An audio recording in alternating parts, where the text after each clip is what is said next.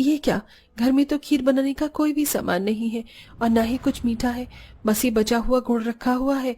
अब मैं माता रानी को भोग में क्या चढ़ाऊंगी?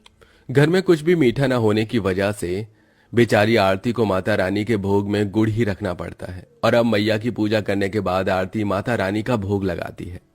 हे दुर्गा माँ, मैं भी तेरे लिए अलग अलग प्रसाद बनाना चाहती हूँ और हर दिन अलग अलग भोग का प्रसाद तुझे चढ़ाना चाहती हूँ, लेकिन क्या करूँ माँ, हर साल में सिर्फ यही सोचकर रह जाती हूँ, लेकिन कुछ कर भी नहीं पाती। दुर्गा माँ, तुम मुझसे नाराज तो नहीं हो ना? तुमसे तो हमारी कोई भी परेशानी नहीं छुपी, हर चीज पता है माँ तुम्हें। आरती की आंखों से आंसू छलकने लगते हैं कि तभी आरती के पड़ोसन नयनतारा आरती के घर आती है। ये क्या, इस साल भी तुम नवरात्रि में दुर्गा मैया की बड़ी वाली मूर्ति नहीं लेकर आए? अरे हम तो इस बार पिछले बार से भी ज्यादा बड़ी और सुंदर मूर्ति लेकर आए हैं दुर्गा मैया की। तुम्हारा मंदिर भी कितना सोना सा है, जरा हमारा मंदिर जाकर देखो, तारों के शहर की तरह टिमटिमा रहा है। नयनतारा, मैया बड़ी मूर्ति, सुंदर मूर्ति या पैसों से खुश नहीं होती है, वो तो सिर्फ अपने भक्त की सच्ची भक्ति से ही खुश होती है।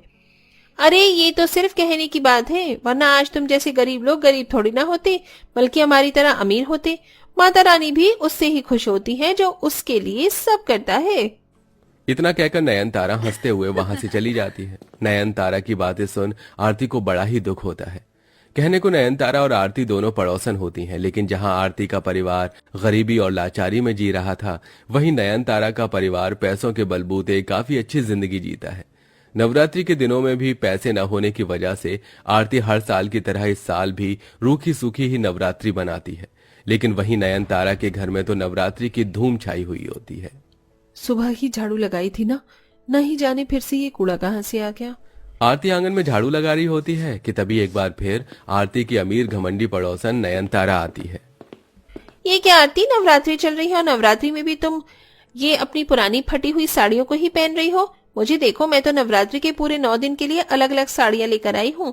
आज मैंने ये ऑरेंज कलर की साड़ी पहनी है, सुंदर है ना? वैसे मैं सोच रही थी कि हम कन्या पूजन करेंगे, उसका सामान खरीदने के लिए तुम और मैं साथ में चलते हैं। ठीक है। नयनतारा आरती की हालातों से अच्छी तरह वाकिफ थी, लेकिन इन नवरात्रि के दिनों में भी नयनतारा बार बार आरती को उसकी गरीबी का एहसास दिलाना नहीं छोड़ती। ऐसे ही समय गुजरता है और अब कन्या पूजन के लिए सिर्फ एक दिन रह जाता है। दुर्गा मैया, अब तुम ही कोई रास्ता दिखाओ। कल कन्या पूजन का दिन है, पर हाथ में एक पैसा भी नहीं है, इन्हें भी तनख्वाह नहीं मिली। अब मैं कन्या पूजन कैसे करूंगी दुर्गा मैया? आरती कन्या पूजन को लेकर परेशान होने लगती है। तभी आरती की बेटी रूपा आरती के हाथ में 70 रुपए देते हुए कहती है, माँ, मेरे पास सिर्फ इतने ही पैसे थे, तुम इनसे कन्या पूजन के लिए सामान ले आओ। लेकिन तुम्हारे पास ये पैसे कहाँ से आए? माँ जी, तुम मुझे कभी कभी चीज खाने के लिए 1-2 रुपए दे दिया करती थी ना, मैं उन्हें खर्च नहीं करती थी, बल्कि अपनी गुल्लक में जमाती थी। और आज ये आपको पैसों की जरूरत पड़ी तो मैंने अपनी गुल्लक तोड़ दी, उसमें इतने ही पैसे थे। अपनी नन्ही सी 7 साल की बेटी की समझदारी देख आरती की आंखों में आंसू आ जाते हैं और वो उसे गले से लगा लेती है। तभी थोड़ी देर में नयनतारा आती है और कन्या पूजन का सामान लेने के लिए आरती को अपने साथ एक बड़े से मॉल में ले जाती है। नयनतारा, ये तो बहुत बड़ा मॉल है, यहाँ पर तो सारी चीज बहुत महंगी होंगी। तुम्हारे लिए महंगी होंगी, हमारे लिए तो बिल्कुल सस्ती है। एक्सक्यूज मी, अब ये फ्रूटी की बॉटल, ये कुछ फ्रूट चिप्स के पैकेट, नूडल्स और ये चॉकलेट, इन सभी को पैक कर दीजिए। ये क्या नयनतारा, तुम कन्या पूजन के लिए ये सामान ले रही हो? कन्या को ये सब नहीं खिलाया जाता, बल्कि उन्हें तो हलवा पूरी सब्जी और छोले ये सब दिया जाता है। ये सब तो पुराना और गरीब लोगों का तरीका है। मैं अमीर हूँ और आज के जमाने के हिसाब से अपनी कन्या पूजन करूंगी। वैसे तुमने यहाँ से कुछ नहीं लिया? ओह अरे हाँ, मैं तो भूल गई थी, तुम्हारे पास जितने पैसे हैं उतने पैसों में तो तुम यहाँ से एक टॉफी तक नहीं ले जा सकती। नयनतारा एक बार फिर आरती की गरीबी का मजाक उड़ाती है और सारा सामान लेकर अब आरती के साथ एक छोटी सी दुकान पर जाती है। भाई साहब, 2 10 रुपए वाले सूजी के पैकेट, 10 रुपए के आलू, 10 रुपए का आटा और ये काले छोले दे दीजिए। ये क्या आरती, तुम 10 रुपए का सामान ले रही हो, वो भी इतना सा? इतने में क्या ही तुम्हारी कन्या पूजन होगी? मेरी जितनी हैसियत है मैं उतना ही ले सकती हूँ नयनतारा। अगर माता रानी ने चाहा तो इस थोड़े से सामान में भी मेरी कन्या पूजन जरूर होगी। आरती का जवाब सुनकर नयनतारा का मुंह बन जाता है और अब दोनों अमीर गरीब पड़ोसन अपना अपना कन्या पूजन का सामान लेकर घर आ जाती हैं और ऐसे ही कन्या पूजन का दिन आ जाता है। आरती सुबह सुबह उठकर सबसे पहले दुर्गा मैया की पूजा करती है और उस थोड़े से सामान के साथ ही कन्या पूजन के लिए सारा खाना बना देती है। तभी नयनतारा आरती के पास आती है। मेरा तो दिमाग खराब हो गया है।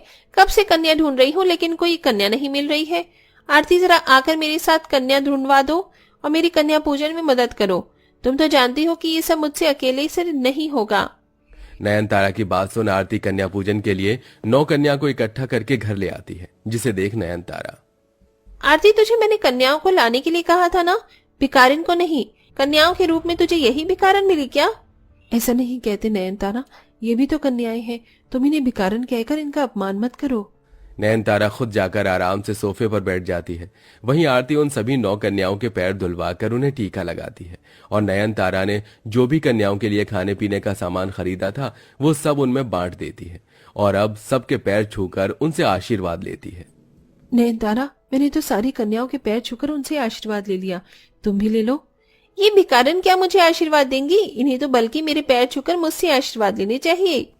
पैसों के घमंड में नयनतारा उन सभी कन्याओं की काफी बेइज्जती करती है, जिसे देख आरती को बिल्कुल भी अच्छा नहीं लगता कि तभी नयनतारा के घर में एक बहुत बूढ़ी और गरीब औरत आती है। बिटिया, कुछ खाने के लिए हो तो 2-3 दिन से कुछ नहीं खाया है।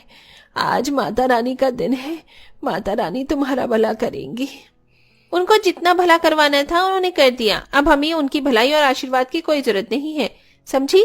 जाओ यहाँ से। ऐसा कहकर नयनतारा उस बूढ़ी औरत को अपने घर से निकाल देती है, जिसे देख आरती उस बूढ़ी औरत के पास जाती है। आपको भूख लगी है ना, आप मेरे साथ मेरे घर चलिए, मैं आपको खाना खिलाऊंगी।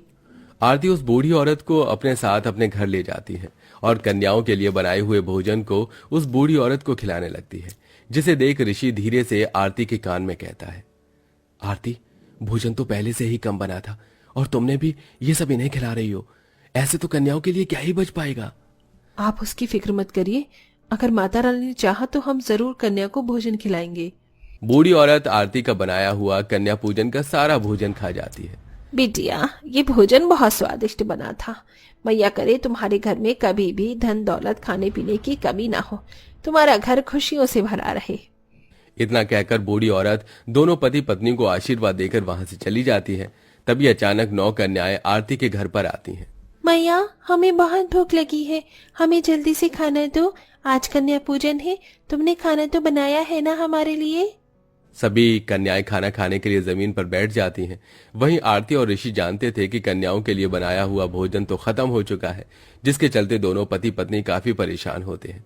तभी आरती जैसे ही अचानक खाने का बर्तन खोलकर देखती है तो वो बर्तन पूरा का पूरा हलवे से भरा होता है, जिसे देख आरती काफी हैरान होती है। ये क्या, हलवा तो खत्म हो गया था, तो ये बर्तन कैसे हलवे से भरा हुआ है? ये दोनों बर्तन भी पूरी और छोले से भरे हुए हैं। लगता है ये माता रानी का ही चमत्कार है, ताकि उनकी कन्या हमारे घर से भूखी न जाए। आरती और ऋषि मिलकर अब सारी कन्याओं को भरपेट भोजन खिलाते हैं और साथ में मिलकर दुर्गा मैया की आरती भी गाते हैं और एक एक कर सभी 9 कन्याओं से आशीर्वाद लेते हैं। जिसके बाद अब जैसे ही 9 कन्याओं के जाने के बाद पूरा परिवार खाना खाने के लिए बैठता है और बर्तन खोलते हैं तो उन बर्तनों में खाने की बजाय सोने के सिक्के, हीरे, जेवरात और ढेर सारे पैसे होते हैं। मैया, आखिरकार तूने हम गरीबों की पुकार सुन ली है। मैं समझ गई उस बूढ़ी औरत के रूप में कोई और नहीं बल्कि तुम ही थी।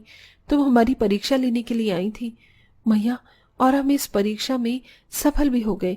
बोलो साची दरबार की जय। उन पैसे, सोने और हीरे की मदद से आरती के परिवार की जिंदगी बदल जाती है और अब वो गरीबों की दलदल से निकलकर एक अच्छी जिंदगी जीते हैं। साथ ही उन पैसों से अब आए दिन गरीब और जरूरतमंद लोगों के लिए भंडारा करवाते हैं।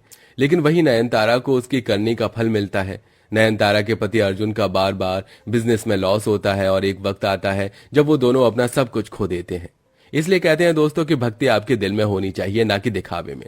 सच्ची भक्ति करने वाले भक्तों पर मैया हमेशा अपनी कृपा यूं ही सदैव बनाए रखती हैं। वह दोस्तों, क्या आप भी माता रानी के भक्त हैं? तो उस दिन जो भी गरीब आपको दिखे तो उनको भोजन जरूर कराइए।